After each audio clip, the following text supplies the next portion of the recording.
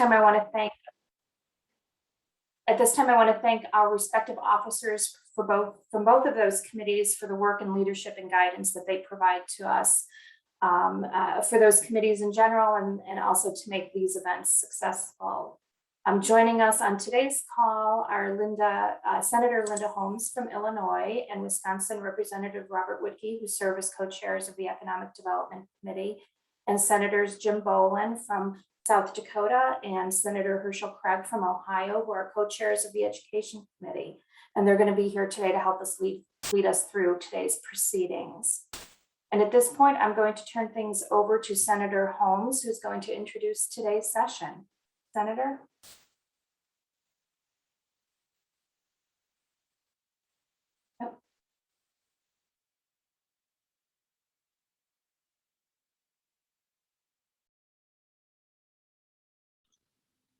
There we go. You'd think I'd understand how to unmute after all this time, wouldn't you? So I take it, am I unmuted?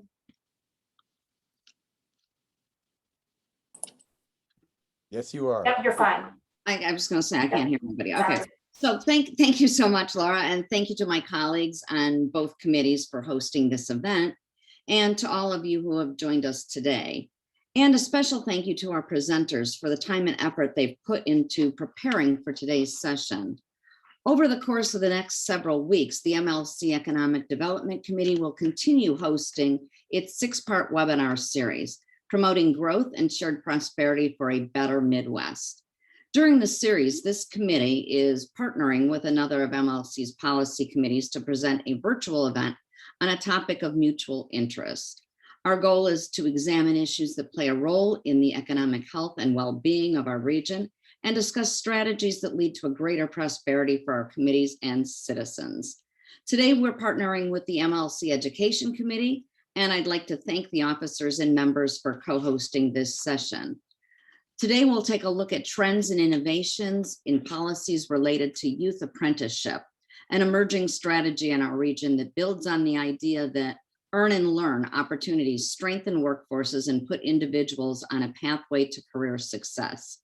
Today's states increasingly are looking to bring this model to students in high school and in college.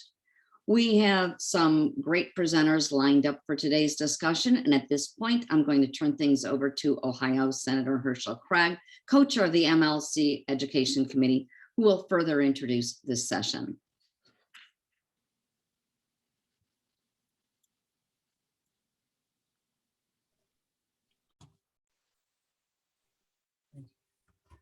Senator Craig?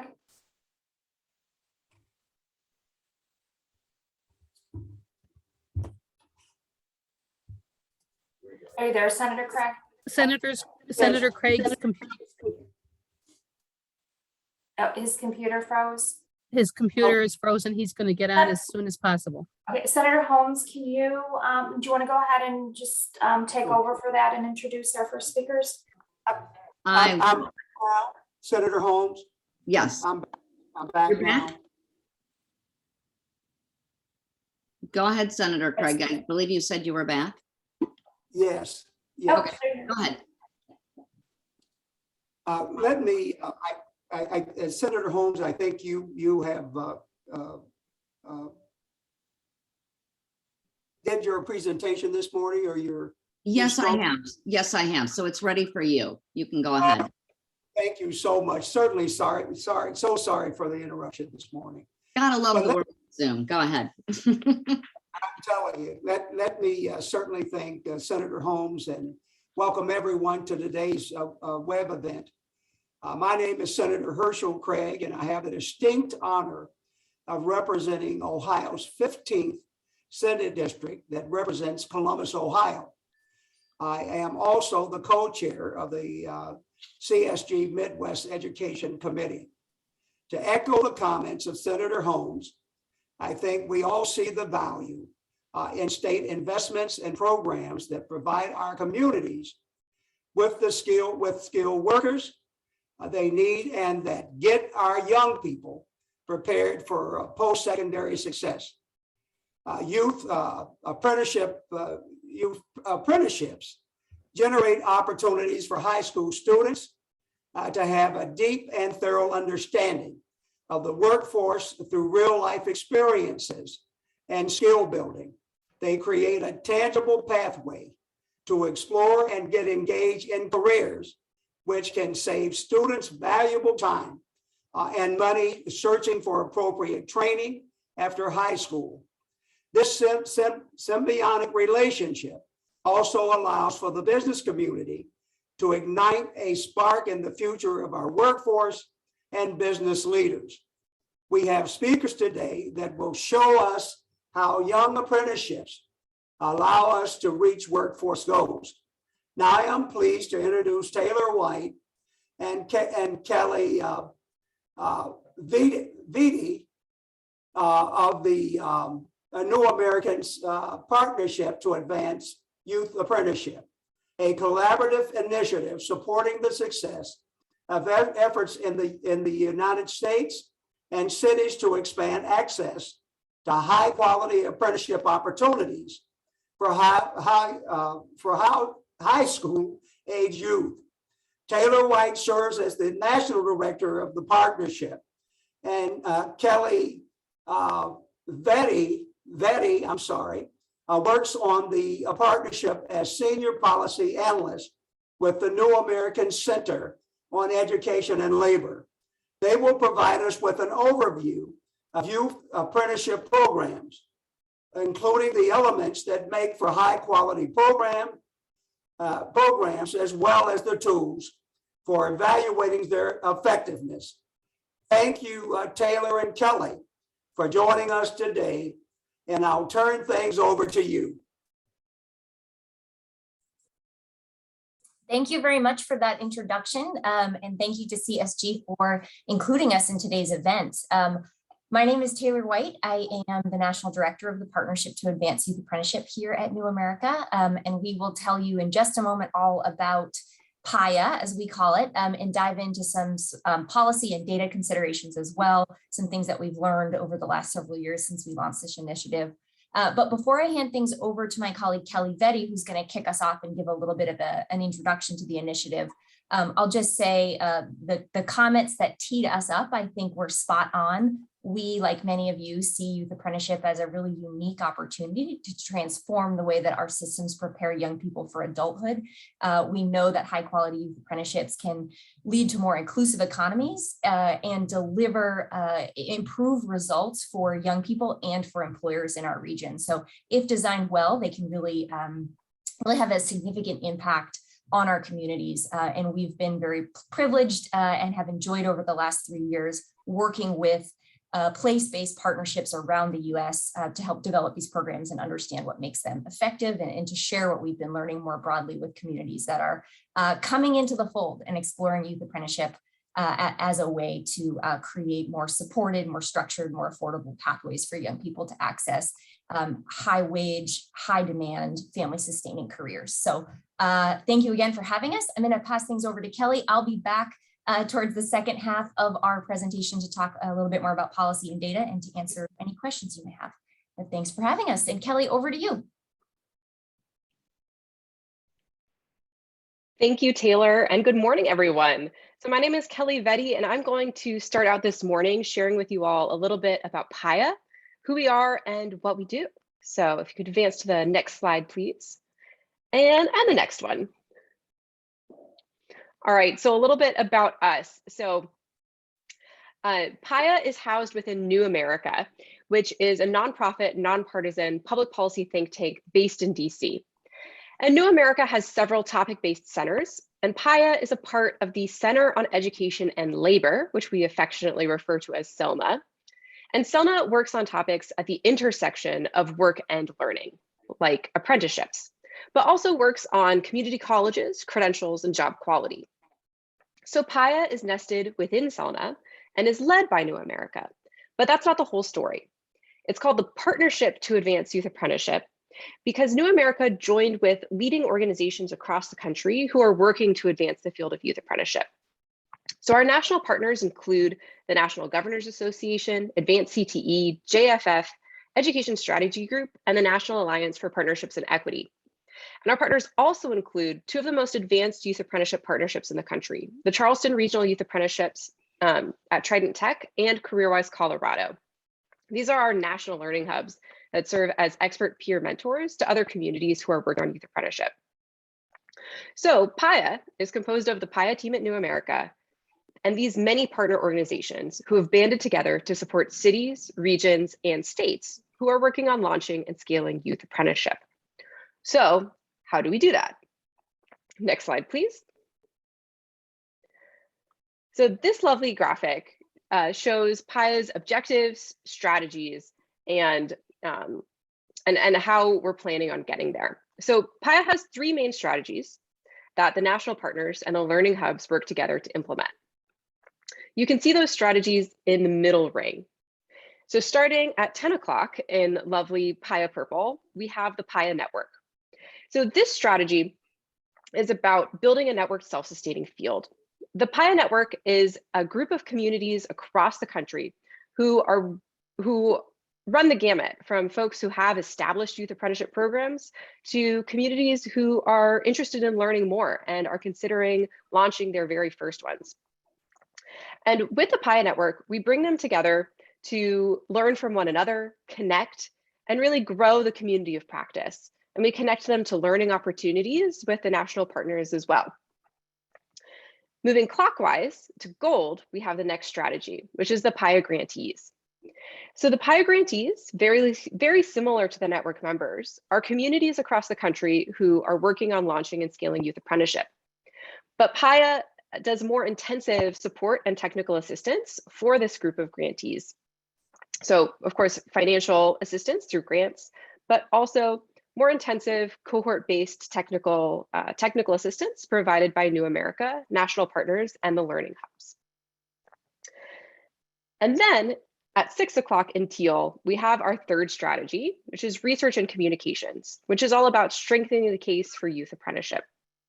And is a strategy that Taylor and I are involved in right now.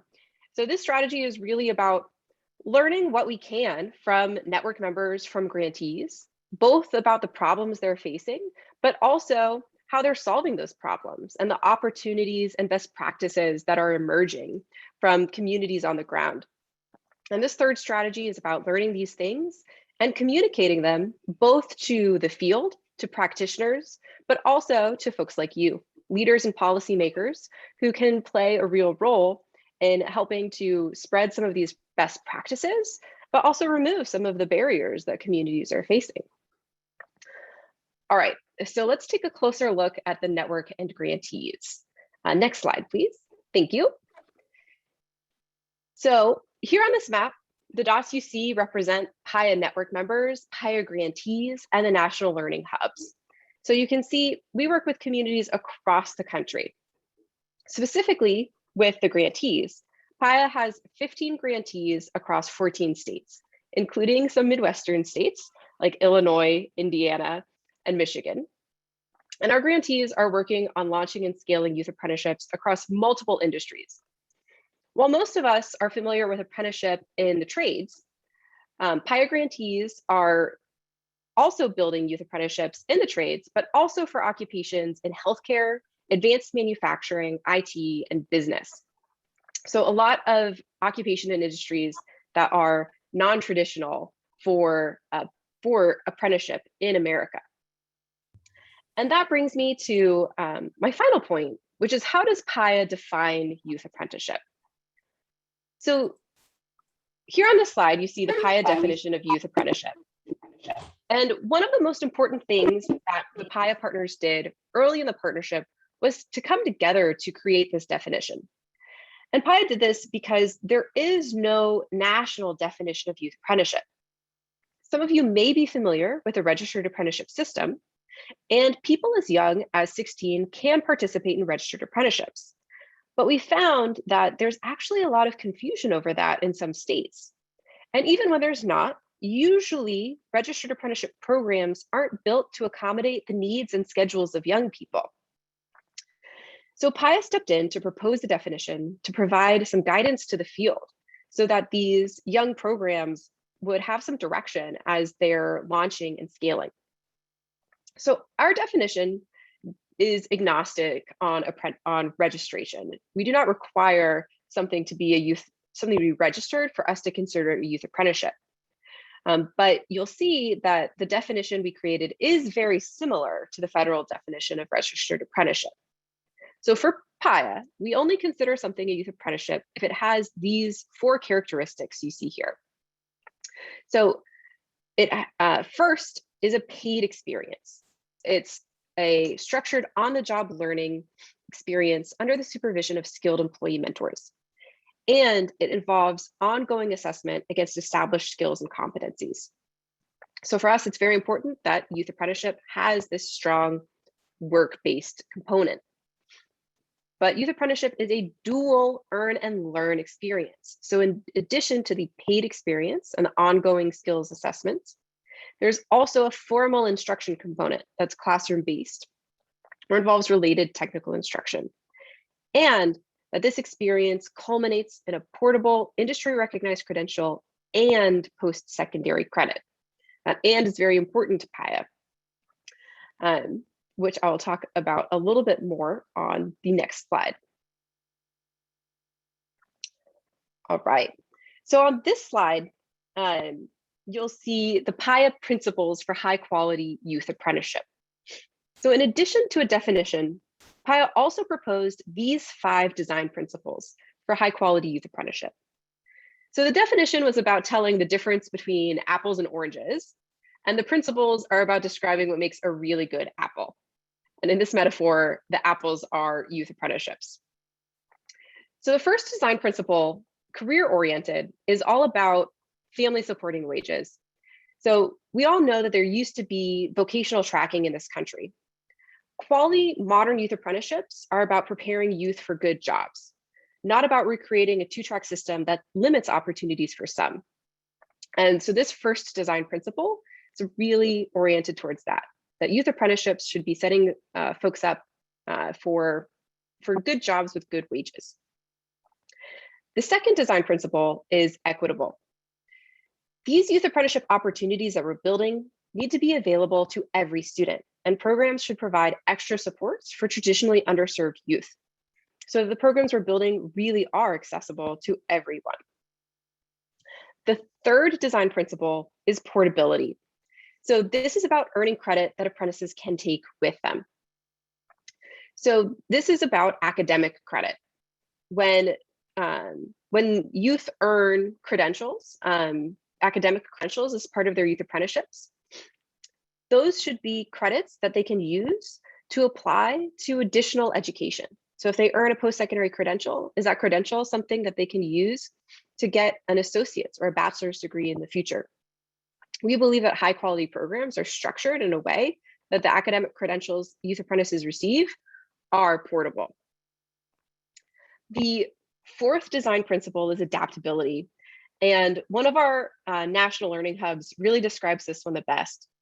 So Mitch in South Carolina recruits businesses for their youth apprenticeship program. And when he does, he asks them, are you willing to work with your competitors on talent? And that's what adaptability is all about.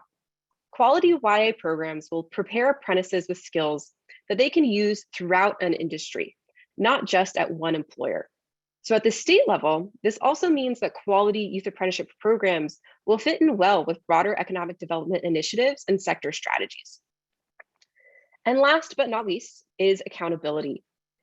High quality youth apprenticeship programs will collect, analyze, and report data to make sure that programs are working for both apprentices and employers.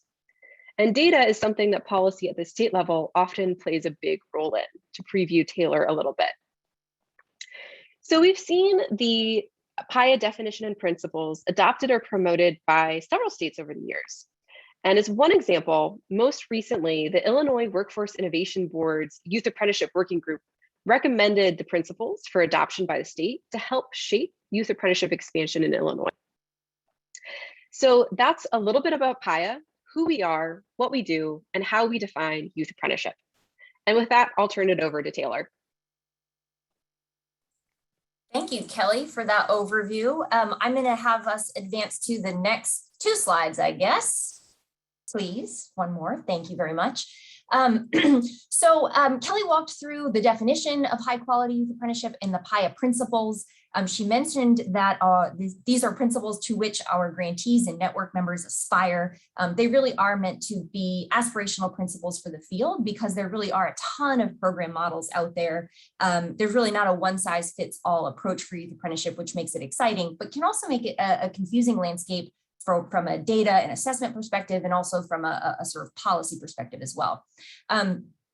One thing that all youth apprenticeship partnerships have in common, however, is that they make a lot of asks of our systems, and they all rely on the very close coordination of different systems at the local and state level. So partnerships typically include some of the entities that you see on your screen right now. High quality youth apprenticeship programs rely on the close cooperation of K-12 and high school partners, of industry and employer partners, post-secondary partners, and also intermediary organizations that really play an important role in translating the sort of needs and expectations across these groups and translating those, aligning them and translating them into reality through the programs themselves.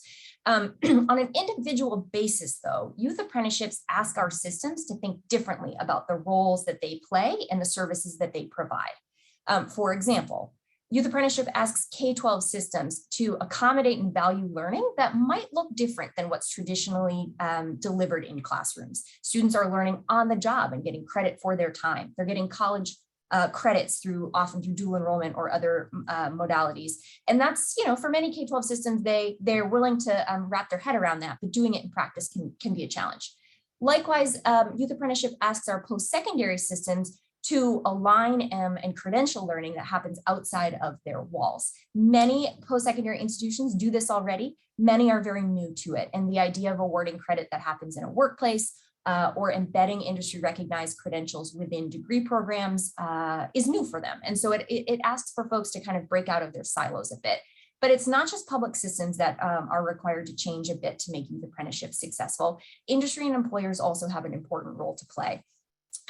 They must think about investing in talent and being co-developers of it in a way that many of them have not traditionally done. They tend to consume talent and see that as their role, not necessarily playing an active role in developing it. So it asks all of these systems to think differently about their work and align themselves in ways that our sort of existing current status quo silos don't necessarily require. Policy can play an important function in helping organizations and systems do this. Next slide, please. So different policies exist at many different levels across the US. There are federal policies that both support and enable apprenticeship and youth apprenticeship. Most recently, we've seen about a $43 million investment from the US Department of Labor in these youth apprenticeship readiness grants. Many of the states in your region are recipients of them, and this is a really exciting move from the feds. We also have a lot of to be excited for in the Build Back Better Act. If you're an apprenticeship advocate, there are resources there to continue supporting the expansion of youth apprenticeship and sector strategies that can be really important for that adaptability piece that Kelly just mentioned. TBD, I don't know how closely folks are following it, but we'll see where that goes.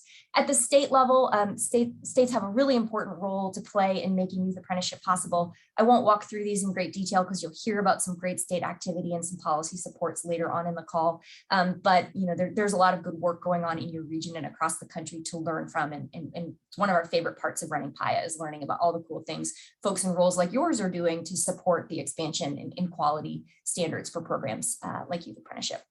And finally, there is a lot of local policy and that can go into making these programs successful, from supporting cross-sector partnerships, creative use of federal stimulus funds, and even we see local entities hiring youth apprentices into public sector roles in IT in a whole range of areas, which has been really interesting to see.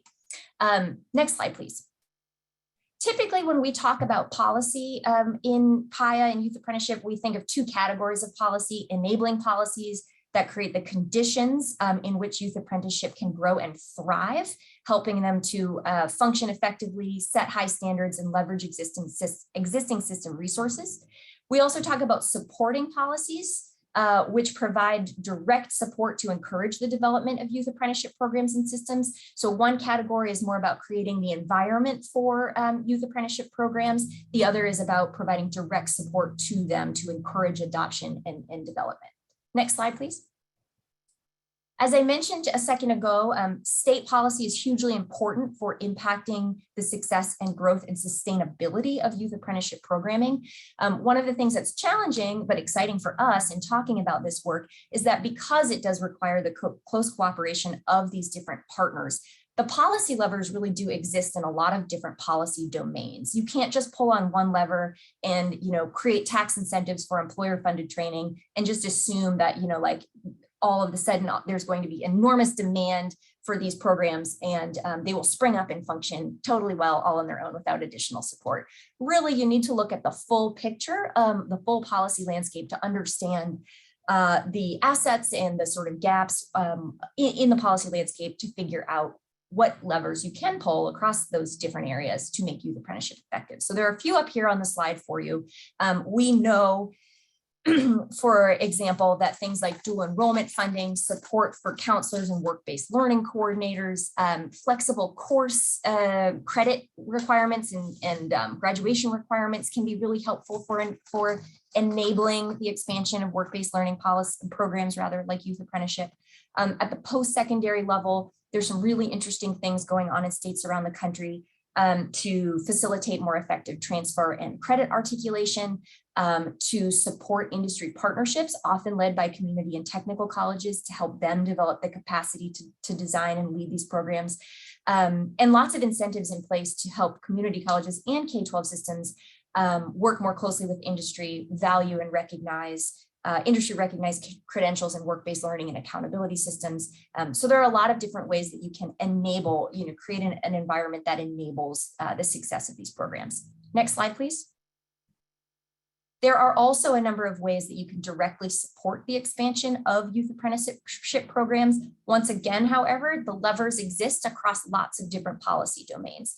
So for example, if you wanted to directly support youth apprenticeship and wanted to target that support towards industry or employers, one way to think about that would be to subsidize the cost of related technical instruction, to support the development of sector-based standards, working with industry associations or other industry bodies that can speak for multiple employers in a region.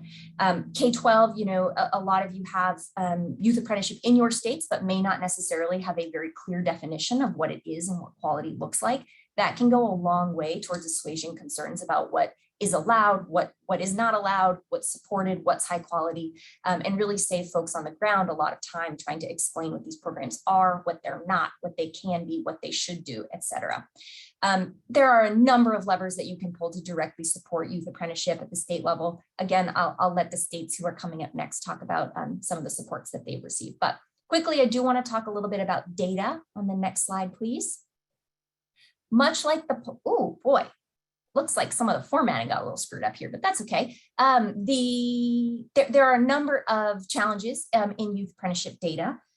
One of the biggest challenges that we have is that most states don't measure youth apprentices. They don't count youth apprentices. The federal system for apprenticeship, RAPIDS, doesn't necessarily give us a lot of information that we might want to know about youth apprentices.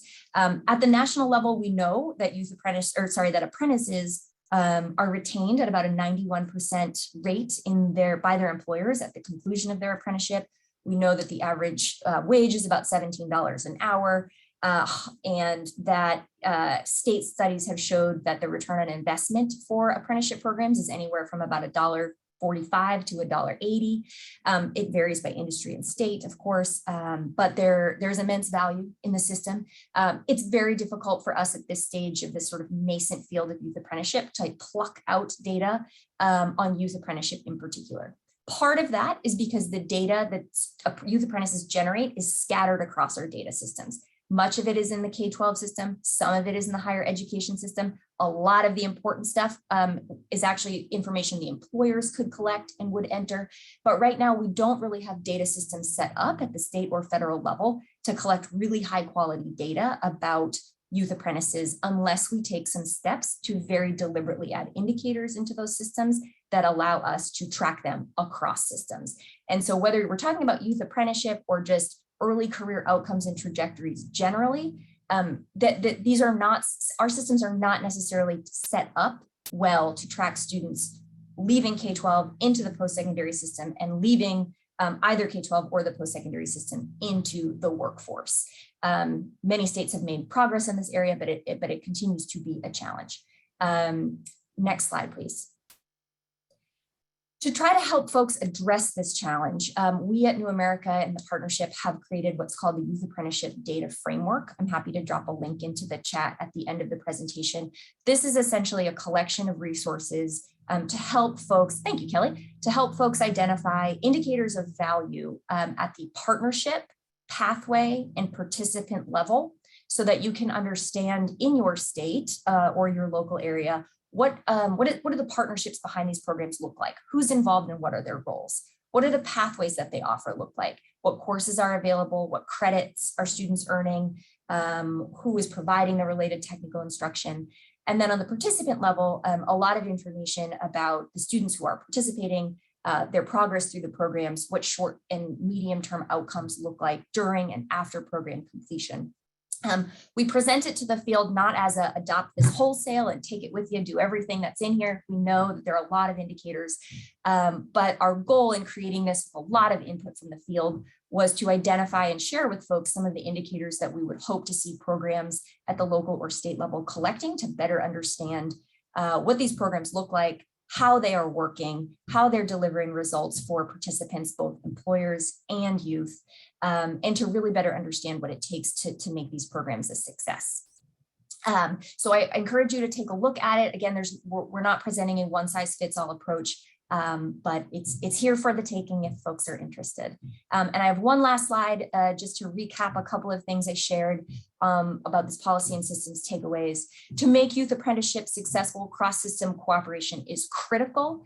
A key part of that is the intermediary capacity at the state and local level. It's rarely funded with public funds. They need a lot of flexible support to do their work, and they are a critical piece in making these programs successful. Enabling policy can really help with the systems alignment pieces and make transitions across and between those systems more effective for young people and the systems themselves. Encouraging the development of youth apprenticeship, generating demand from both youth and employers requires supporting policy. There are a number of levers that can be pulled on in that regard. And finally, I just encourage everyone on the line who's interested in youth apprenticeship to think about investing in data systems that help you track program components and the outcomes of these programs. It's very important both for demonstrating their value and impact, but also for continuous improvement purposes to make sure that we are not just launching these programs, but being very attentive to how they're evolving as labor market needs change and as the systems in which they're embedded evolve and become better aligned. So I'm going to cut myself off there. I think I'm probably a minute or two over. Happy to take questions during the session, offline, etc. Our contact information is here. We love the work. We need the help of folks like you all to make it possible. And we are grateful for the opportunity to share everything we do and excited to learn from the states coming up next. So thanks very much for your time.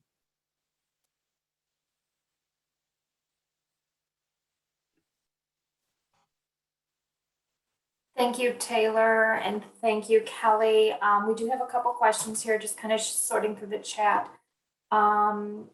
Let's take this one. Are there particular industries or businesses selected by states or other entities for those youth apprenticeships, or is participation simply based on interest from the businesses themselves? I'm happy to take a first crack at this one. Kelly, feel free to weigh in. The kind of cheap answer on this is that varies a little bit by state. For example, you'll hear in a few minutes from the state of Wisconsin, which has done a lot of work defining the pathways in that state and aligning youth apprenticeship to those career pathways.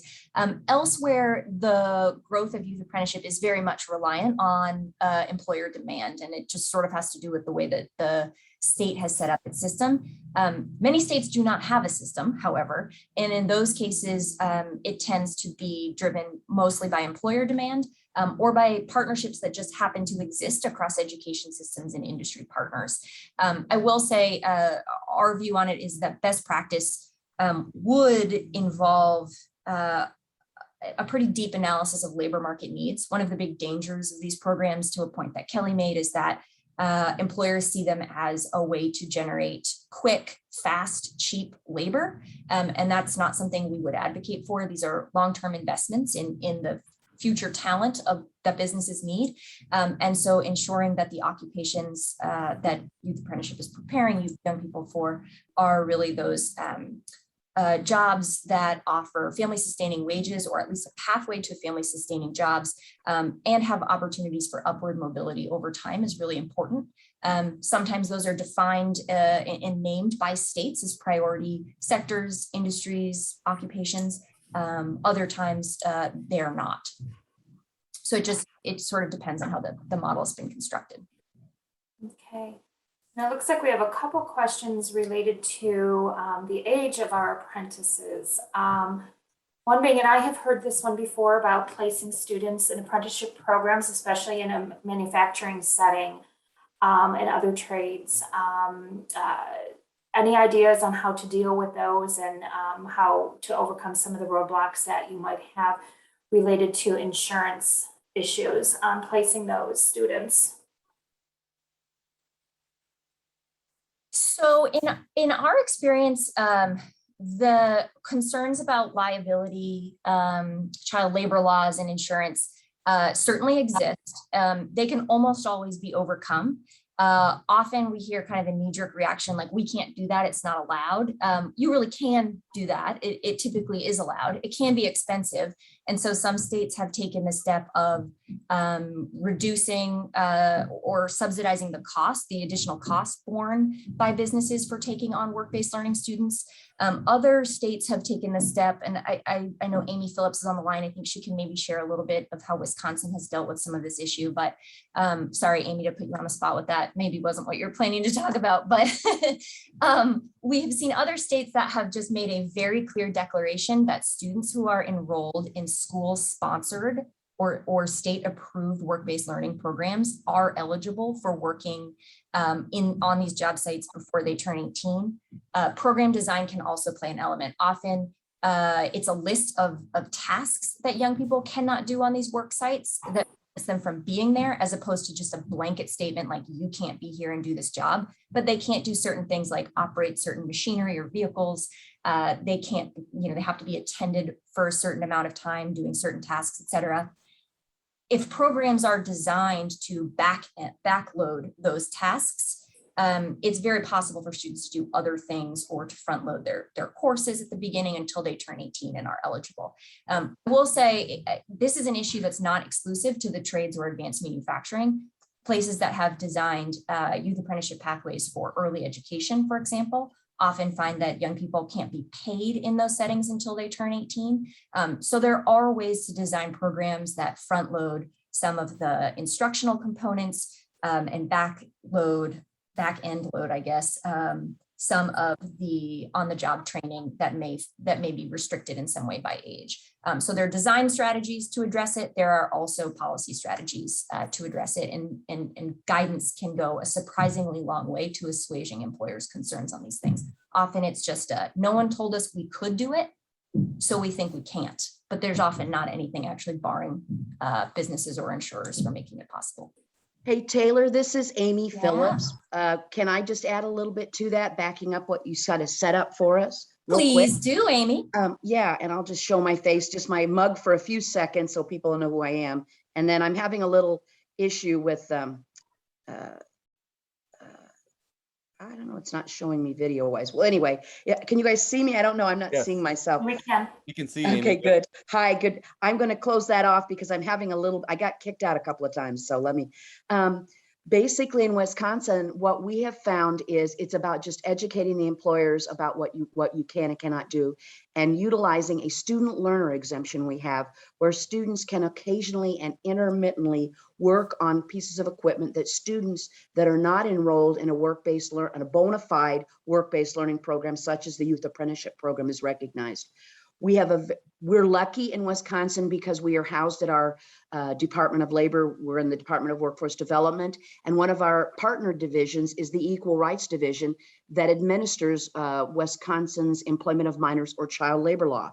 they look at, help us on the development of all of our curriculums, our programs. They go out and present with us. They do presentations to employers to educate them on, to make sure that they are safe and protected. And in terms of the insurance question, you know, we've been doing, we're celebrating our 30th year this year, and that's always come up in terms of the insurance and, you know, working with minors under the age of 18. And I will tell you, we've had employers that have been with us since the very beginning. They've also been with the Registered Apprenticeship Program, and they told us that you just got to, that they advised their peers in their industry and other industries about the insurance issues. They said, push back a little. A lot of times insurance providers are not aware of the student learner exemption, are not aware of all the collaborative efforts we do to make sure that employers are kept safe. And we educate them about what is allowable and not allowable. And we put out guidance in terms of equipment usage and what's allowed and what allowed for minors and those that are 18.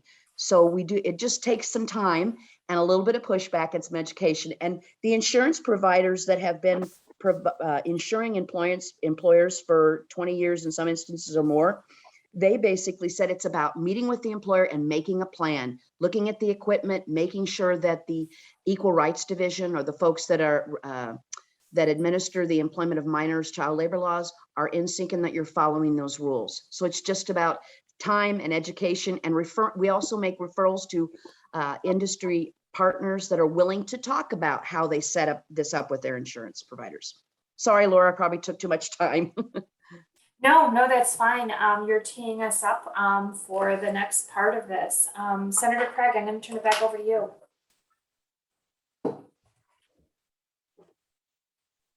Laura, I'm sorry. Can you hear me? Yep, Yes, we we can hear can. you. I'm sorry, your comment, Laura, No, I'm just going to. Oh, go ahead. Laura, I just want to thank everybody for, I mean, this presentation was powerful, was very thoughtful. And for many of us that are concerned about this issue, making sure, and particularly ensuring that we have quality, high quality experiences for folks entering the workforce. We've, in the state of Ohio, we've actually talked about in-demand jobs.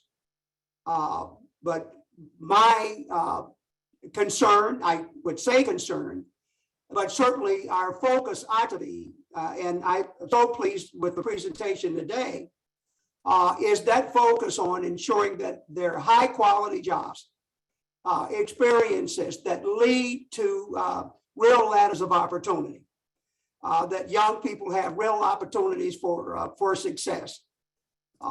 You know, again, to provide for their families. I was taking copious notes as you were presenting, and on those 5 design principles, I'm going to be sharing with our folks here in Ohio: career-oriented, equitable, portable, adaptable, and accountable. And those were particularly important, I believe, to the work that we need to be doing to ensure that this process is meaningful, is measurable, and really leads to success. And so I'm certainly honored to have been on the call today. I'll need to get off shortly, but certainly I learned a great deal today. And I appreciate the presentation and being a part of it, Laura, to be invited to be a part of the session today. Thank you, Senator. Again, thank you, Taylor. Thank you, Kelly. And at this time, I'm going to turn things over to the MLC Economic Development Co-Chair, Representative Whitkey, and he is going to introduce our next speaker. Thank you, Laura, and welcome to all of you from the great state of Wisconsin, coming to you from probably the most beautiful Capitol building in the nation. And Amy has already previewed herself.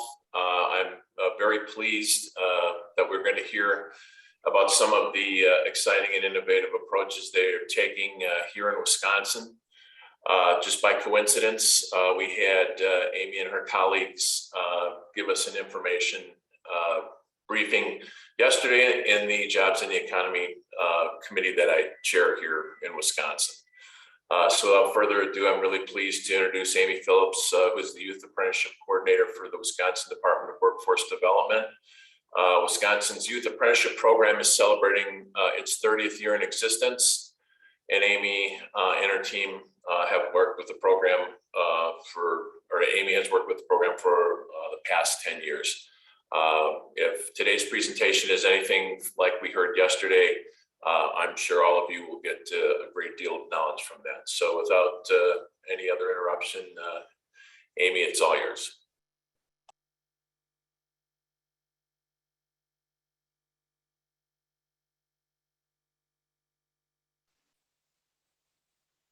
Amy? Thank you, Representative Whitkey, for that introduction. And I'm thrilled about this opportunity to come and share information on our Y program. It's my favorite topic.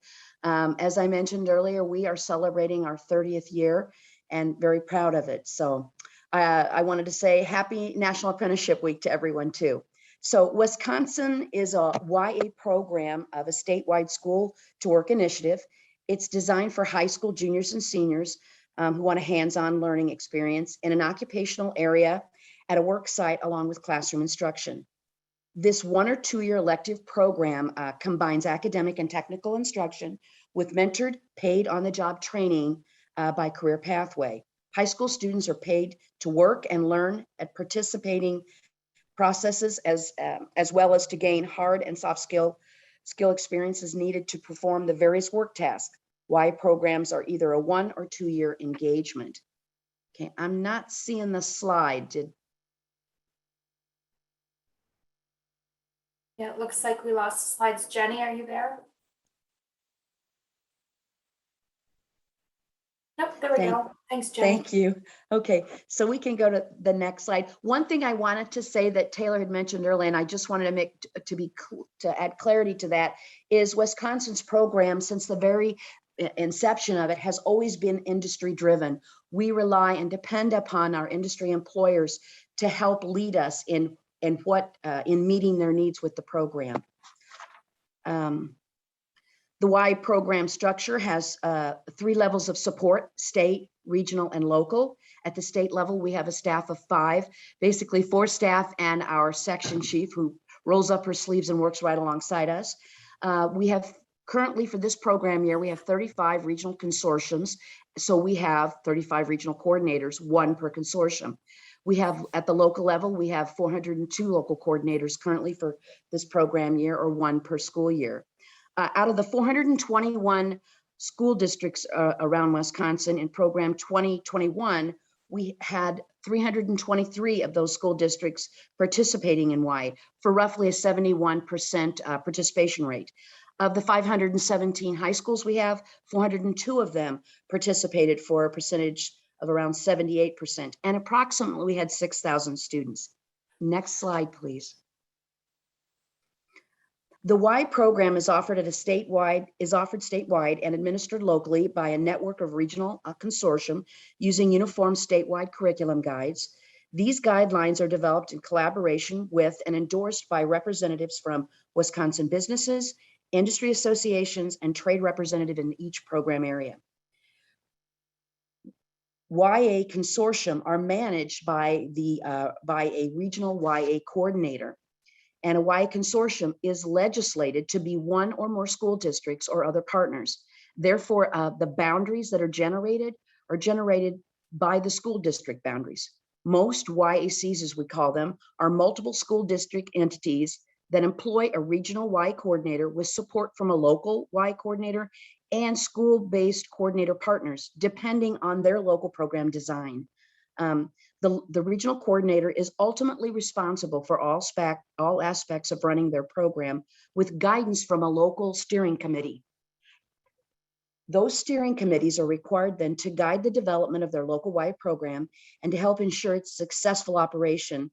The steering committees operate similarly to an executive committee or a board of directors. Committee partners include businesses, participating high schools, chambers of commerce, trade representatives, nonprofits, cooperative education service agencies, etc. Next slide, please. YA regional coordinators have three primary areas of responsibility: program development management, recruitment marketing, evaluation, and reporting. In terms of the program development and management responsibilities, the YA regional coordinators serve as a program liaison with the YA local school-based coordinators, and they develop, design, implement, and administer the program. They also prepare and submit the required forms and reports to our agency, DWD, and they prepare annual grant proposals to be submitted to DWD. With that annual grant proposal, that is what allows them to be an approved Wisconsin YA consortium. And they implement and direct local steering committee efforts to promote the program. In terms of a YA regional coordinator's responsibilities for recruitment and marketing, they recruit students for all 11 of our YA program area offerings. They arrange informational meetings for potential employers. They contact individual employers to promote the YA program. They provide communication network between their instructors, students, mentors, parents, and schools. And they develop a public information and marketing strategy. This may include development of brochures and presentations for various student, parent, industry, and community groups. And last but not least, in terms of their responsibility for evaluation and reporting, they ensure that the program goals are being met. They coordinate the transfer of grades from the Y class and worksite. They ensure students are registered with the Department of Workforce Development. They maintain the student records for local and state reporting, and they visit classes and job sites regularly for evaluation purposes. Next slide. There are 9 key elements for the Y program here in Wisconsin. These are the foundational elements that our Y program was built on and are maintained today. And as you may know, this is an embodiment of the registered apprenticeship elements we have here in Wisconsin that were already a proven national success at the time when the YA program was being implemented. Among these key elements are, I'm just going to list a couple of them, and there are 9 of them, but industry development skill standards, program curriculum guides for all of our program, and performance evaluation. And I'll let you look at those at your leisure once you get a chance to look at the slides later. Next slide, please. Okay, now in terms of what my agency, the Department of Workforce Development, Bureau of Apprenticeship Standards responsibility is DWD is statutorily responsible for the administration, regulation, policy, technical assistance, and program area maintenance. DWD's program oversight responsibilities include these 7 listed responsibilities.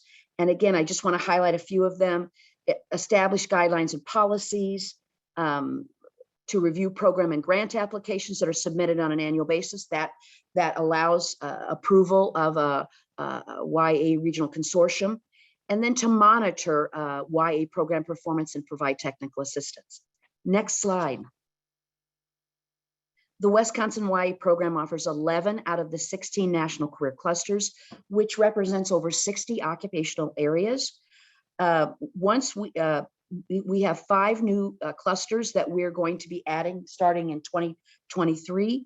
Once we have finished a modernization initiative that we're working on, and I'll talk to you about that in a few moments, we will start looking at these 5 national career clusters, and those are business management and administration, education and training, government and public service, health services, and last but not least, law, public safety, corrections, and security.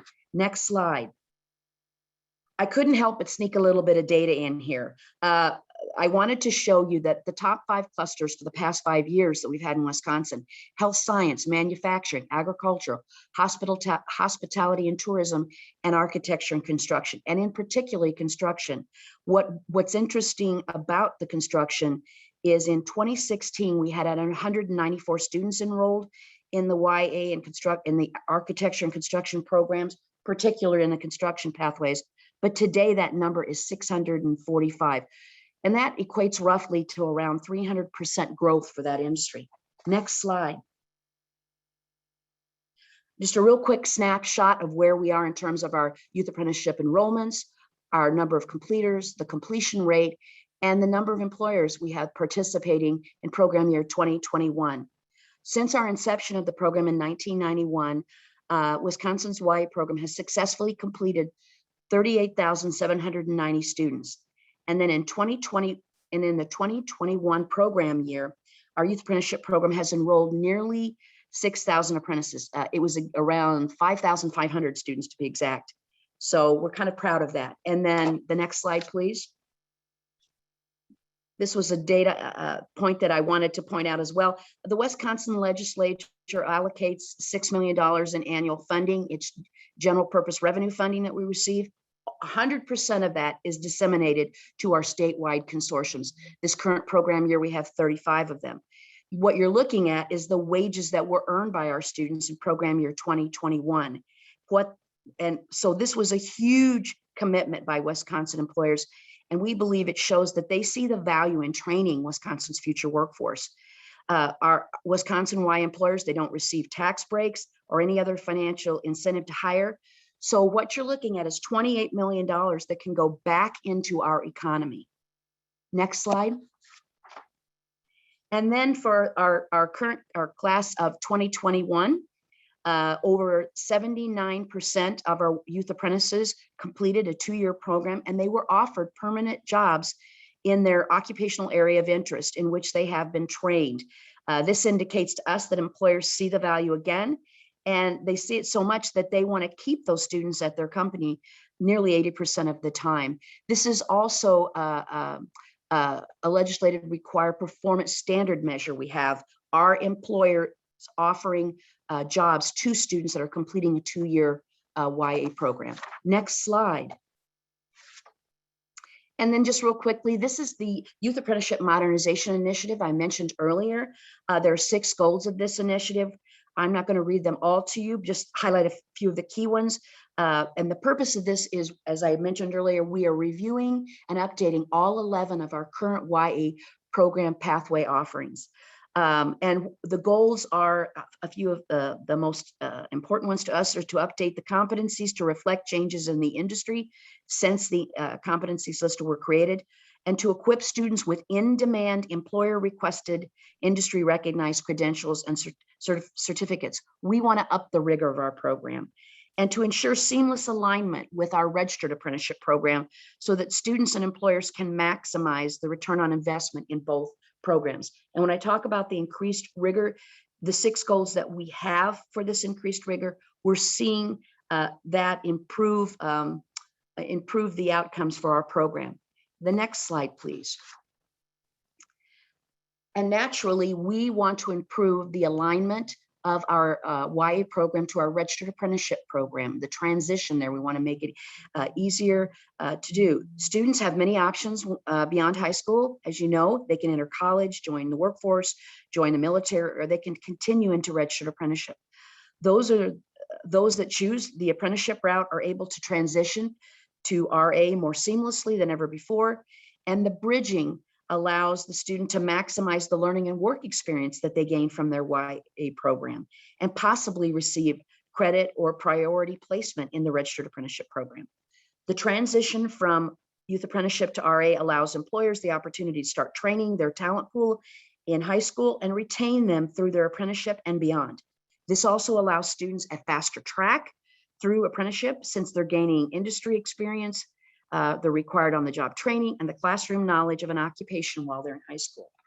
I know I have thrown, next slide, I know I've thrown a lot at you. Here's my contact information. If you have any questions now, I'd do my best to answer it. Or if you think of the questions as we proceed with the other presentations, I'd be more than happy to address them then. Or you can email me or call me. Thank you, Amy. And Thank you. If it's like we had in our committee session yesterday, I'm sure there will be a few questions. Laura, Tim, do we have any questions that you'd like to address now? We do. Laura, we're going to open it up to Representative Haywood had a question, correct? We want to have him ask the question? Yeah, I think Carlos is on with Carlos? from Wisconsin Representative Kaylin Haywood's office. Carlos, are you there? Yes, I am. Go ahead. We actually, coincidentally, Representative Haywood was in a subcommittee with Representative Whitkey So they work closely together, actually in direct regard to this issue. And a question I had, and was actually brought up, has there been any thought in regards to apprenticeships when it comes to education? As we all know, there's a shortage of educators in Wisconsin, I'm pretty sure across the country. Has there been any consideration with having any kind of apprenticeships when it comes to educators? Yes, and I know I went through it real quick. One of the slides, and I probably talked way too fast, but we are looking in 2023, and one of that would be educational administration is one of those national career clusters that we are very interested in. And we've been hearing that throughout our state as well, that that's a high priority, that they're really experiencing a lot of boomers retiring out of education. So we really need that workforce. So thank you for that question. Thank you. Thank you, Carlos. Tim, do you have any other questions on your end? Well, one question, just kind of related to that, Amy, how for a career like that would require a, typically require maybe a 4-year education. How would that work with take education as an example for a youth apprenticeship? How do you kind of follow the student to make, and does the student then continue on with another apprenticeship in college, or is that just simply a youth experience that gets him or her more prepared as he or she begins college and then goes on to a career? Tim, that's a great question, and I don't mean to bow out of it, but I think that's something it's going to be a challenge for us. We're going to have to figure it out, and it's just about partnering with our current YA consortium coordinators around the state. Most of them are educators or former educators, and also with our related instruction providers, we will be looking to them for guidance, and also our partner state agency, such as the Wisconsin Department of Public Instruction, that administers and regulates the curriculum development throughout the state. So absolutely, it's a key of how do we do that? How do we match the need of what the educational requirements are for that occupation? And how do we provide that in a very short amount of time, right? 2 years in high school. And then how does that continue on? We will be open to looking to whatever pathways, because yes, absolutely, registered apprenticeship is one pathway, but not the only one, right? We want college, military, other things, but we will be talking with our educational partners and doing that. I don't have the answer now, but I thank you for asking that, because I can write it down and start thinking about it early, because I've got a year to get my act together on that one. Well, Amy, thank you so much for that presentation. Thank you. Thanks again, Amy. And I know we talked yesterday quite a bit on the child care educator program that you've started as well. So we can take more questions. We can take more questions about Wisconsin's Youth Apprenticeship Program after all the presentation. Right now, I'd like to turn things over to South Dakota Senator Jim Boland, co-chair of the MLC Education Committee. Senator. Well, thank you, Representative Whitkey. And yes, I have been in the Wisconsin State Capitol, and yes, it is extremely impressive. It is. Next, with the help of Linda Fandel and Chris Byam, we're going to turn our attention to some of the exciting developments on youth apprenticeship in Iowa. Ms. Fandel serves as the governor's liaison for Future Ready Iowa in the State Department of Education, and for 5 years, she's been advocating for apprenticeship as a way to strengthen students' career advancement and readiness training. Mr. Byam is the coordinator of Iowa's Workforce Development Registered Apprenticeship Program, and he's also a former principal of an Iowa high school where he developed an innovative program called EDGE, in which the school students were given hands-on experience in a variety of careers. Thank you both for joining us, Ms. Fandel and Mr. Byam. I will now turn the program over to both of you for your presentations. Thank you for being with us.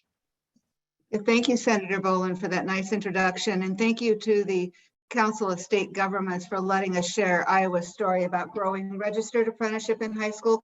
We are all about registered apprenticeship. I listened to Wisconsin's very expansive program that's been around much longer than what we have.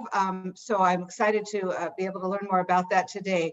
But in Iowa, Governor Kim Reynolds and the state legislature are champions of registered apprenticeship in keeping with Iowa's Future Ready Iowa goal of 70% of our workforce having education or training beyond high school by 2025. But what's happening now in Iowa high schools is getting some national attention because it creates immediate rewarding career pathways for 16 and 17-year-olds while helping to address our critical workforce shortage that I know virtually every state shares.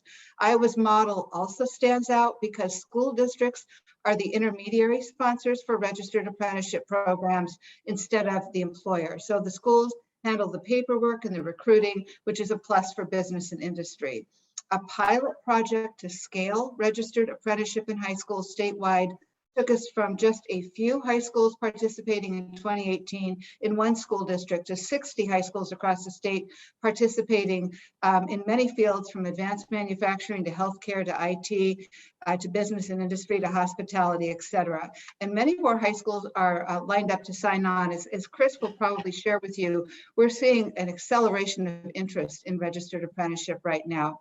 But for the time being, we've got 137 apprentices in rural, suburban, and urban schools participating in this earn and learn model that leads to a national credential, and they often earn college credit along the way.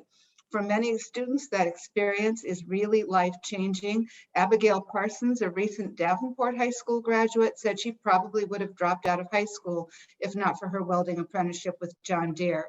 And for Landon Toome, an engineering assistant apprenticeship at Vermeer Corporation in Pella, where he still works in a different role, led him to decide to earn a mechanical engineering degree at Iowa State University. We have students who are going on to college, as well as students who do not plan to go on to college, but maybe earn other credentials involved in registered apprenticeship. Meanwhile, about 90 employers are partnering with the 60 high schools because they see a continual early talent pipeline that they can train to meet their specific needs. David Ottavianelli, who's the Director of Strategic Projects, Labor Relations at John Deere, recently said that, quote, apprenticeship is a win-win for the business and the students and provides an economic boost to the local community.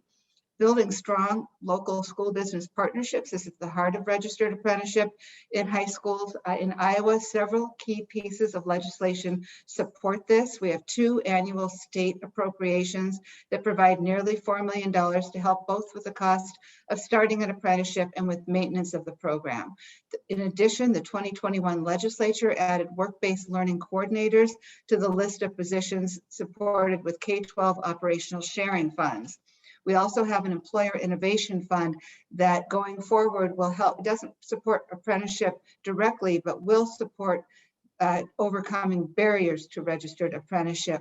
So if transportation for high schools is a barrier, for high school students is a barrier, that's something this fund will be able to help support.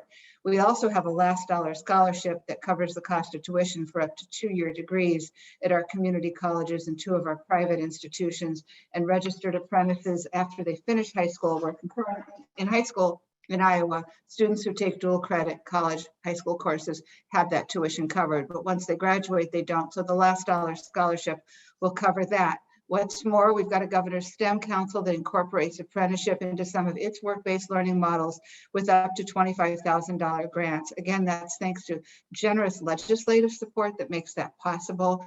And then community colleges support registered apprenticeship in high schools, including with related classroom training.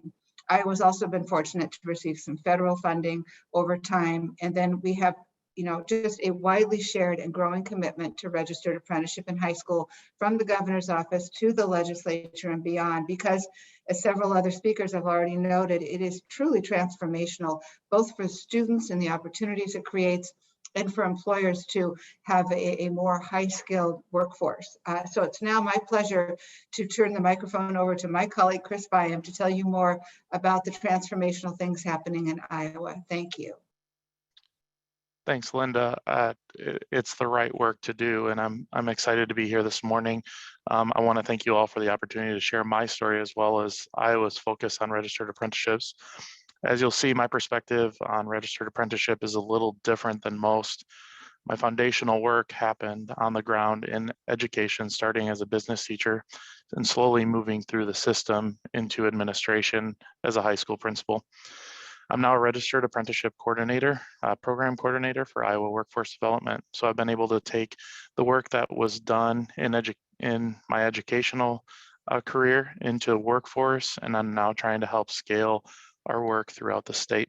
Right now in our pipeline with schools, we're looking to add anywhere from 12 to 15 new schools within the next 4 to 6 months. My motivation in education has always been in creating great experiences for my students and linking them to their passions. I was able to get a firsthand look at work-based learning and growing these types of programs when I sat on the National Governors Association Policy Academy for Work-Based Learning, where we were able to have discussions with other states and look at the different models that were going on throughout the country. During that Policy Academy, we worked on the outline for the state to help facilitate growth in work-based learning, which included registered apprenticeship opportunities for high school students. We learned so much from that experience. We have to think differently about education in general. To be honest, I really appreciate Paya and the things that they were saying earlier, that we do have to look at things differently. We have to be innovative and creative in what we do to help find solutions. And to be honest, in most cases, we need to get out of our own way because anything is possible. Oftentimes it's right under our noses. And I know that's something that I realized as a high school principal. We had programs that were developed, but they just needed a little boost, and that focus from the legislators and the governor helped us do that. I'll explain more about the EDGE program, Empowering Desire Guiding Experience, shortly, but I also, first and foremost, this is a process. You can't expect students just to come out of high school prepared. It needs to be a continuous cycle throughout their schooling. And so when Paya said it's a K-12 problem, or it's a, or we create that solution, meaning it starts in kindergarten. We start building those skills early on. And educators do things to prepare students every day for post-secondary success, even in kindergarten. So they need to be highlighted and communicated with the students. Oftentimes, we don't share with students that group work that they're working on right there is actually collaboration and communication. And so starting off highlighting those key skills is so important at a young age, so that they're developing self-awareness, communication, collaboration, different types of employability skills. Those are all coming through the process, but we don't identify those early enough, and it needs to be repeated over and over again for our students to understand what they're learning. So like I said, it's literally a continuum of work, starting with awareness. So understanding the skills that are needed to be successful, getting an opportunity to explore, usually within the middle school aspects of things. That's when we started doing things like Club Day that were interest-based and focused on an understanding of what is out there in the world for our students. And then we go into the high school area when we're talking about training and getting into careers firsthand. And honestly, you can get into something, and if they learn that that might not be what they want to do, we just save them money if they end up not choosing that field in post-secondary success. So it's not always something that they might be successful at, or that's what they want to do, but we did eliminate something that could cost them money down the road. So obviously our goals in education is to create as many options for our kids as possible. We started changing our dialogue to students, saying we wanted all of our students to have post-secondary success, because education happens in many different ways. It's a 4-year or a 2-year college, it's military, registered apprenticeships, or other types of on-the-job training. This was our foundational discovery, and what came as a relationship and a partnership with our business partners, our teachers, our administrators, our students.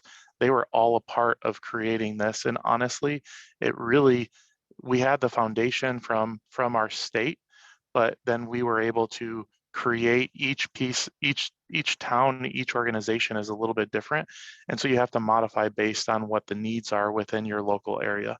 And so things like our STEM Best grant help provide the avenue for us to go out and visit schools and communities that were doing these, and ended up making a very revolutionary discovery of how to reinvent what we were doing. And so our EDGE program, like I mentioned earlier, is Empowering Desire Guiding Experience. took all those stakeholders, we identified the core skills that needed to be a successful individual after high school.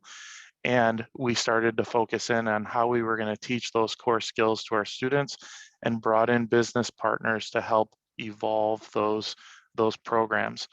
And one of those things that we ended up finding out was that we had a gap. We had a gap that we needed to fill. And one of those pieces was the registered apprenticeship pieces that we added.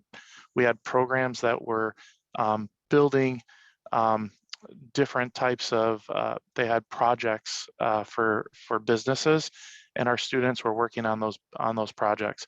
But the one piece of that puzzle and the cog that really got us going was the registered apprenticeship and the pre-apprenticeship. So I'll talk a little bit about our quality pre-apprenticeship. We partnered with ABC of Iowa, which is our Association of Builders and Contractors. We brought them in, and we partnered with Fairway grocery stores, which is a state, it's multi-state grocery store. We also partnered with Kruk Plumbing and Pritchard Brothers Plumbing. And our students were gaining the training in school online that was given to us by the Association of Builders and Contractors. And from there, our students went out and they did on-the-job training field trips. So if they learned blueprint reading in class, they went to Kruk, they looked at the blueprint, and then they went out onto the job training. And so getting to see that hands-on experience was so motivational for our students. And then we also created a meat cutting apprenticeship that utilized some of the classes, our ag classes, our culinary classes.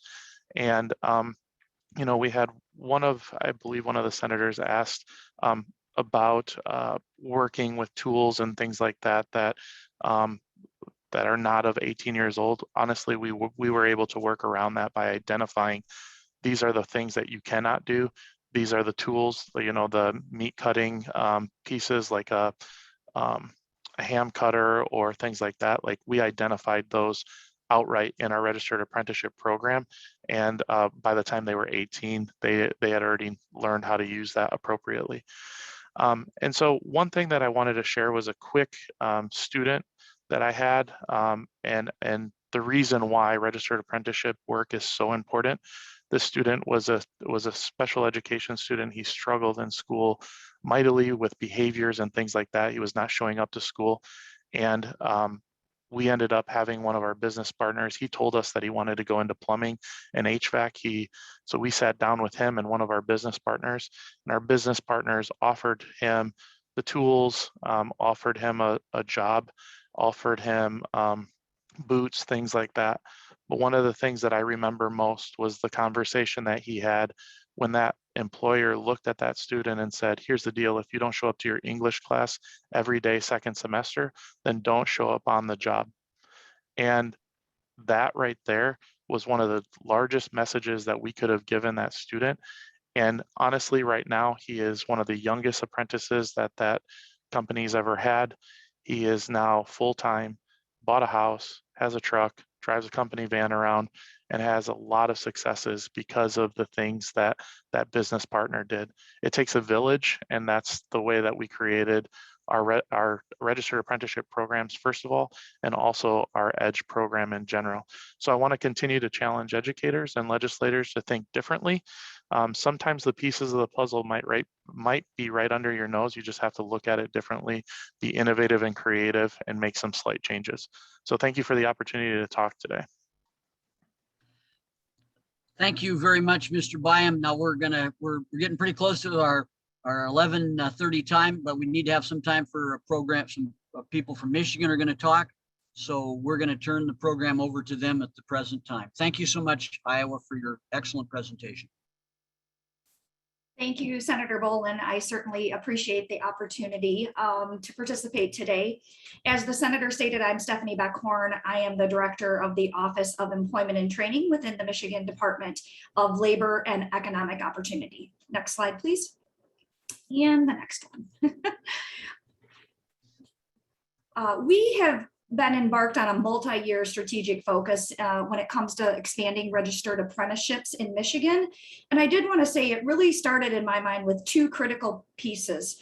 First, we made the decision to create a specific apprenticeship section within our office And what that did is provided dedicated staff on working to support, to grow, expand registered apprenticeships in our state versus having staff that worked part-time on apprenticeships and did other work. And second, at the same time, we reorganized our structure. And within the Office of Employment and Training, we include all 4 titles of the Workforce Innovation and Opportunity Act. We also include our veterans program. And I think those 2 key actions, the specific apprenticeship section and how we're organized, really have played a significant role in our success. In addition to that, we really ensure that we are tied to our department's North Stars and feel like we see ourselves, and it really helps focus our energy and where we're moving. We in the state have a 60 by 30 goal, which is to increase the number of working age adults in Michigan who have a degree or credential to 60% by the year 2030. And we also have supported apprenticeship expansion with state and federal resources, which supported our previous expansion success and has given us a strong foundation on which to build. Our successes certainly encompass strong partnerships with employers, organized labor, educational providers, our local workforce development boards, which in Michigan are the Michigan Works Agencies, and the U.S. Department of Labor Office of Apprenticeship. And while Michigan is 10th in the nation in population, we are 5th in the nation of active apprentices statewide, currently totaling almost 20,000. And we certainly are poised and expected to continue to have an upward trend in those numbers. Next slide. We have certainly been honored to be recipients of several federal grants over the past 2 years that have supported our expansion efforts. One today that I wanted to specifically focus on is our Youth Registered Apprenticeship Expansion, or our Michigan Youth Apprenticeship Readiness Network. We call it My Yarn. And through this grant, we are engaging young people in registered apprenticeships in areas of opportunity for Michigan. I think, like the other presenters, we certainly operate in a demand-driven market and focus. And so we want to focus where employers have jobs and where the demand exists. Engaging young people in our registered apprenticeship is an area of opportunity for us. And I'll talk a little bit about that in a couple slides here. But youth registered apprenticeships currently account for less than 1% of active registered apprenticeships in our state. And by that, I mean, I'm really focusing on the 16 to 18-year-olds. But what My Yarn is going to help us do is we are projected to add more than 1,000 youth registered apprentices across our state in utilizing that grant and framework. And I'm also really excited and, quite frankly, proud to say that more than 100 of those will be youth with disabilities. And again, this is given, I think, and supported by the fact of how we're organized in our state, and that the vocational rehabilitation program, or Title IV under WIOA, is part of employment and training. Next slide, please. I did want to highlight one program that has been incredibly successful for us, that has produced a model that we're wanting to leverage and expand in other areas of our state. And that's the Jackson Area Manufacturing Association, who is working and partnering with the Jackson area schools. This program, like many things when it comes to apprenticeship, is really focused on partnerships. This program features 200 plus employers who are working directly with the school district and the local community college. And the program is producing incredible results for our state. The students who are participating are dual enrolled in high school and in a career and technical education and college courses. So they are earning college credit while they are in high school, and they're co-enrolled in a USDOL registered apprenticeship programs. As a result of this program, what is happening is our students are graduating in school year 13, so 1 year past the traditional K through 12 model, but they are graduating with a job, a high school diploma, and associate's degree, plus they have also completed a USDOL registered apprenticeship program. Another thing I will highlight, with little to no debt, given the incredible model that the registered apprenticeship provides for us. Next slide, please. Michigan's recent expansion strategy also has a couple other components that we're focused on that I think has helped move our state forward. The first is our Michigan Apprenticeship Advisory Board. This board provides both state level guidance for regional and sector implementations teams.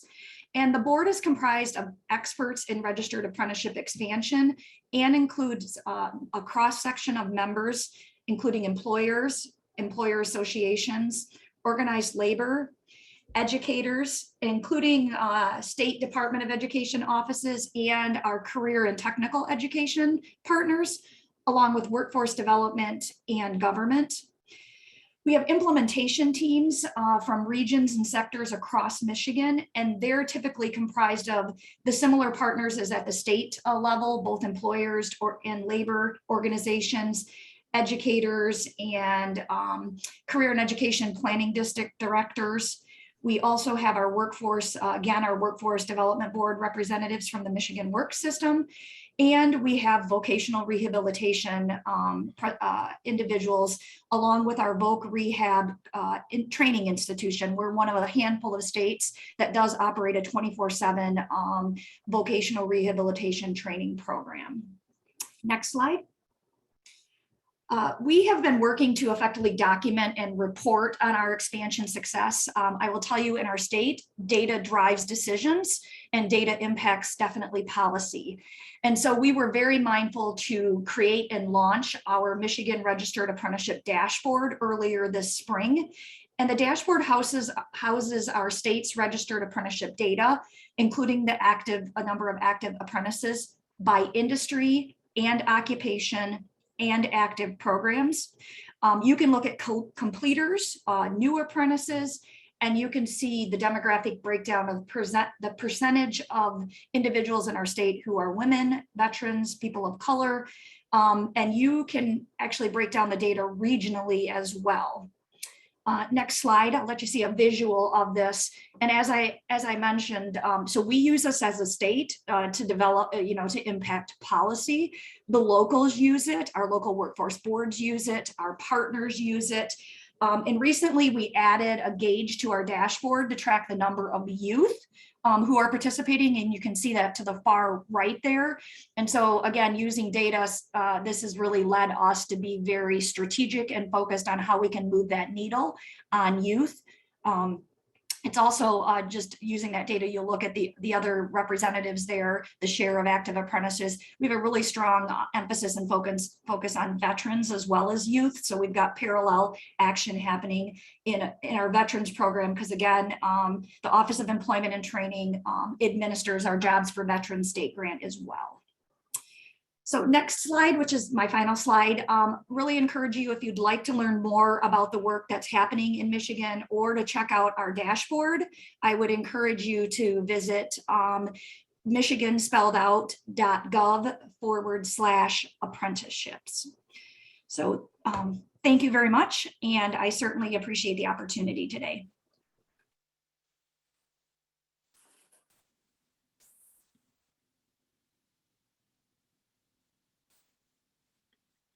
Thank you, Stephanie. This is a question that we've gotten that I think any of the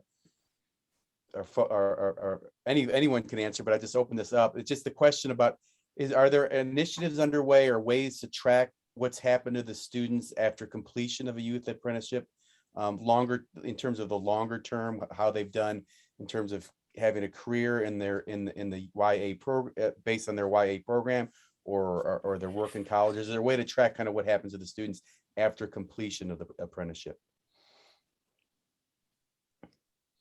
This is Stephanie from Michigan. I guess from my perspective, like a lot of our programs, our workforce development programs and our youth can sometimes be co-enrolled in some of our federal workforce programs. We can't have the ability to track their employment, extended employment, second quarter past exit, fourth quarter past exit, plus wages in utilizing wage record data. Okay.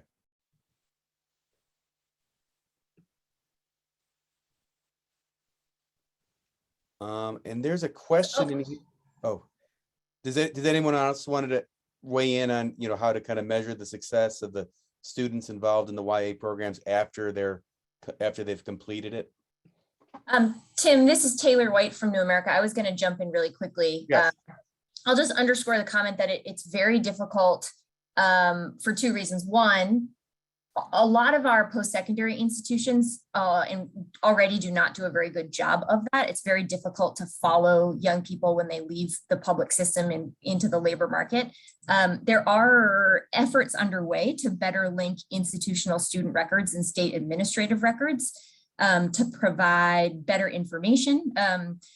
You know, you can match student records with things like the National Student Clearinghouse, the state wage interchange system, state UI and wage data, and also like public benefits information. But there are not very many states that effectively do that. And even where states do that, it can often be really hard to identify a youth apprentice in the mix for two reasons. One, if they're a registered apprentice and a state is registering their information into Rapids, there is not currently a requirement that you distinguish between someone who's the state considers a youth apprentice and a registered, this is a confusing definitional thing, like someone who is in the registered system and started as a youth apprentice. They're not different like for requirement purposes, but the only way to find them in that system is to search by birth date at start of program, which is just a really cumbersome process. Right now, it is really tricky to do, and most of the states that are doing it have had to find like interesting manual workarounds, or they rely on really like humans work being carried out by local program administrators who are doing a lot of kind of phone calls, tracking students, incentivizing them, letting programs know where they are. It's really not a very efficient process. But I think as more and more states are tracking work-based learning participation for ESSA accountability and state accountability systems, we may find that there are ways that we can find these kids in the system and track them more effectively. Great, Taylor, thank you. And Taylor, you had some great questions in the chat for some of our folks from Iowa, Michigan, and Wisconsin. Do you want to just go ahead and ask that? I think you could ask it better than I could. Sure, yeah. I was just excited to hear all of the folks working to put youth in registered apprenticeship programs. We know from our work around the country that it's possible and many places are doing it, but there are things that states have had to do to make it possible for young people, high school age students, to succeed in those programs. So for example, the state of South Carolina requires that programs be registered, but they have moved entirely to a competency-based model for their youth because the 2,000-hour requirement was too hard for them to figure out with high school age students. So I was just really curious from the folks on the line who were talking about the registered model, what kind of accommodations or adaptations you've had to make to those programs, if any, to make them possible and accessible and effective for high school age students. So I can, this is Linda Fandel. I can jump in and talk briefly about that and then turn it over to Chris. You know, Chris mentioned that sometimes we front load the classroom instruction, the related training instruction, and some of the work that needs to be done once you're 18 can come a little bit later. But, you know, the biggest, what's helping us drive slowly but surely, and we need to accelerate registered apprenticeship for high school students in Iowa, is Chris and I reach out to high schools and employers and create partnership conversations. They explore the option of registered apprenticeship, decide whether to move forward. And we've got a great U.S. Department of Labor Office of Apprenticeship in Iowa Director Greer Sisson and her team, who then kind of take it and run with it from there with helping create the standards and making it as easy as possible for those employers and school districts to move this forward. And we have some non-public schools that have started joining registered apprenticeship programs or launching their own, considering launching their own as well.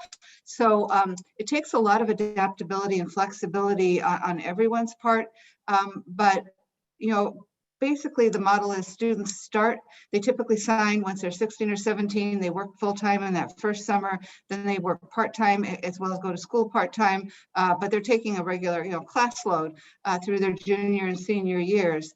And some accommodations are made, especially sometimes for extracurricular activities, but, you know, but there's a great willingness. There's always a way to figure out how to make it work in short. And I'll turn it over to Chris with that.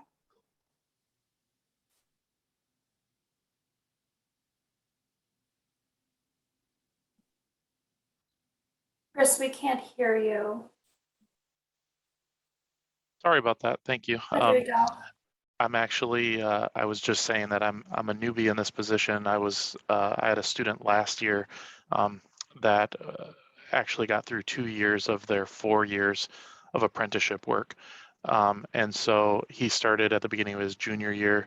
He was hired, he worked during the summer, exactly kind of what Linda was saying, but kind of worked through the whole process. And then he was going to finish his 3rd and 4th year after he graduated.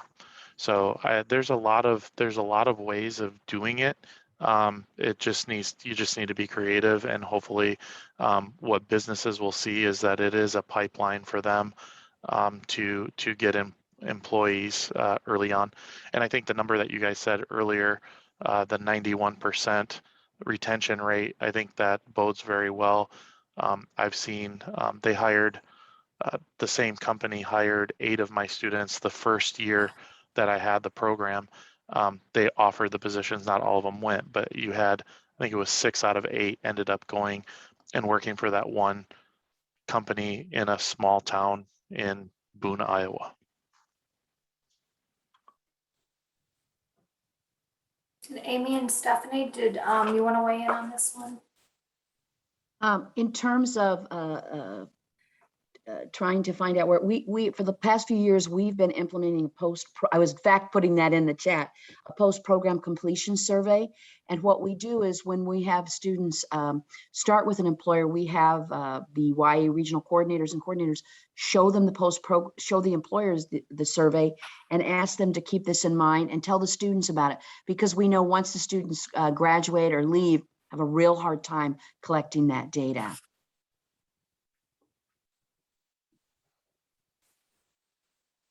Stephanie, did you have anything on this?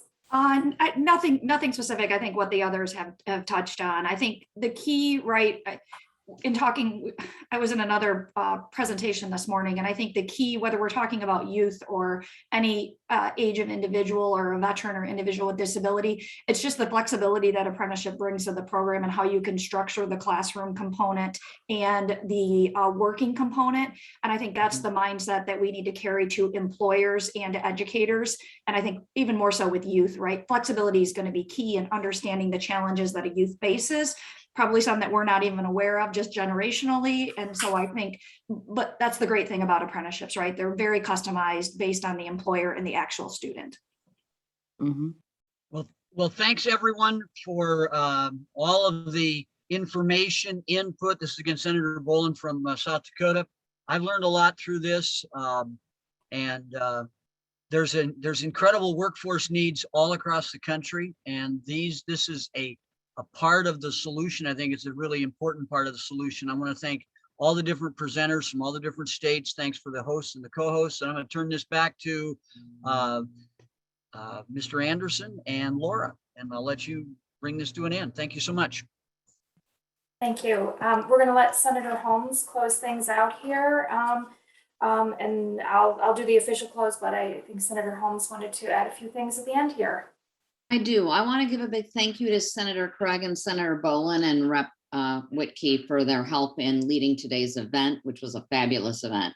Thank you to our colleagues on the MLC Education Committee for co-hosting the event.